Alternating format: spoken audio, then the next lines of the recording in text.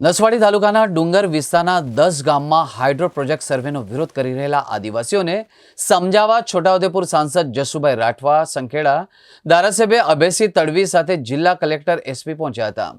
ત્યારે આદિવાસીઓએ સર્વે ન કરવા વાત કરતા અને ભારે કકળાટ થતા સૌ કોઈ રવાના થઈ ગયા હતા।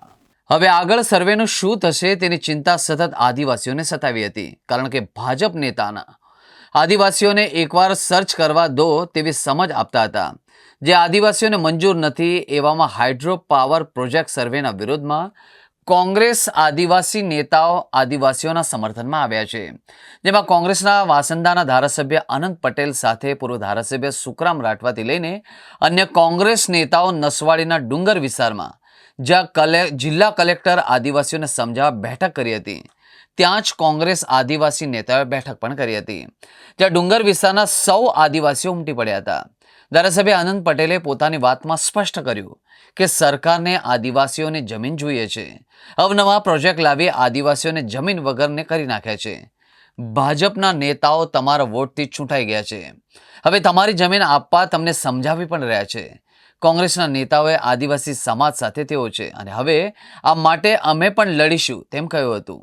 ખાસ કરીને ભારત દેશ બંધારણથી ચાલે છે અને બંધારણમાં આદિવાસીઓને 244 પાંચમી અનુસૂચિ અંતર્ગત આવતો શિડ્યુલ 5 વિસ્તાર છે અને શિડ્યુલ 5 વિસ્તારની અંદર આદિવાસીની પૂર્વ મંજૂરી કે ગ્રામસભાની પૂર્વ મંજૂરી વગર સેન્ટ્રલ ગવર્મેન્ટ કે સ્ટેટ ગવર્મેન્ટે આદિવાસીનો એક ટુકડો જમીન લઈ શકતી નથી। અને આ જે કંઈક વિકાસની નામ પર, પરિયોજનાના નામ પર, ડેવલપના નામ પર, ઉમરગામથી અંબાજી સુધી નવી નવી યોજનાના નામ પર આદિવાસીઓની જે જમીન લે છે એ આદિવાસીઓને જમીન વિહોણા, જમીન વગરના કરી અને એમના અધિકારો અને જમીન વિમુક્ત કરવા માટેના આ સોચી સમજીને ષડયંત્ર ભારતીય જનતા છોટાઉદેપુર જિલ્લાના નસવાડી વિસ્તારમાં હાઇડ્રો પાવર પ્રોજેક્ટ આવે છે 4000 જેટલા કરોડનો, જેમાં આદિવાસી સમાજની જમીનો છીનવાઈ જવાની કોશિશ થઈ રહી છે।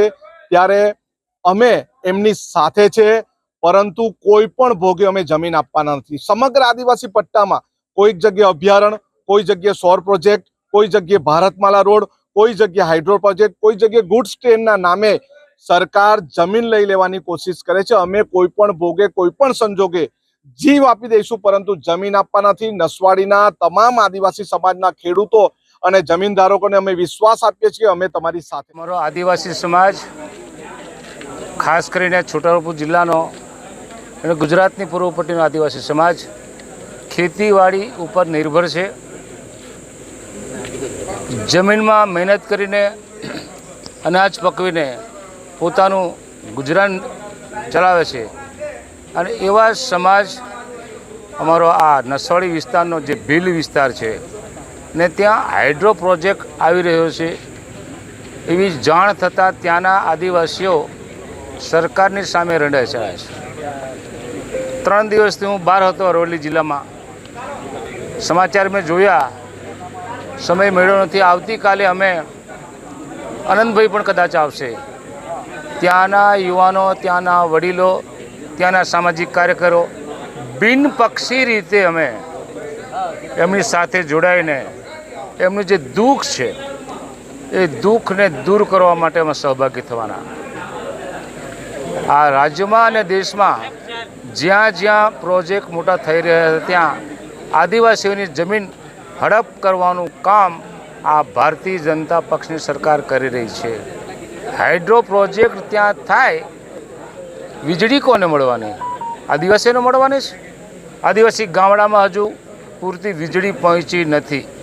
એ હાઇડ્રો પ્રોજેક્ટની વીજળી જશે શહેરોમાં, મોટા મોટા ઉદ્યોગોમાં જવાની, ત્યારે અમને જ્યાં ફાયદો નથી થવાનો અને એવો પ્રોજેક્ટ જો અમારા આદિવાસી વિસ્તારમાં આવતો હોય એનો અમે સખત વિરોધ કરીએ છીએ।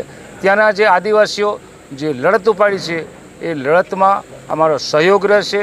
આદિવાસી લડાયક મિજાજવાળા આદિવાસીઓ છે અને આદિવાસીઓને છંછેડવાનું બંધ કરે। મને ખ્યાલ છે ત્યાં સુધી 2 દિવસ પહેલાં આ જિલ્લાના સમાહર્તાશ્રીને ત્યાં ધૂપમાં, તડકામાં ઊભા રાખ્યા અને નીચે બેહાડ્યા હતા।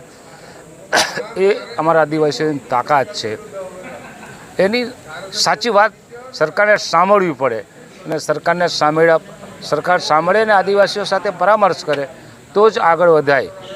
આદિવાસીઓ હવે સમજી ગયા છે આ દેશમાં જે કંઈ ખનિજ સંપત્તિ છે એ આદિવાસી વિસ્તારમાં આવેલી છે અને એ ખનિજ સંપત્તિ ઉપર સરકારના કેટલાક સરકારની સાથે સંગઠનમાં રહીને કામ કરતા મોટા ઉદ્યોગપતિઓની નજર રહેલી છે અને એ નજર આપણે સૌ કોઈ જાણીએ છીએ અને એને દૂર કરવા માટે આદિવાસીઓ બધા એક થવાના છે. માત્ર છોટાઉદેપુર નહીં, નસવાડી નહીં, કવાંટ નહીં, પણ અન્ય જગ્યાએ પણ આવું જો થશે આદિવાસીઓને ડિસ્ટર્બ કરવાનું, તેમાં આદિવાસીઓ બધા સાથે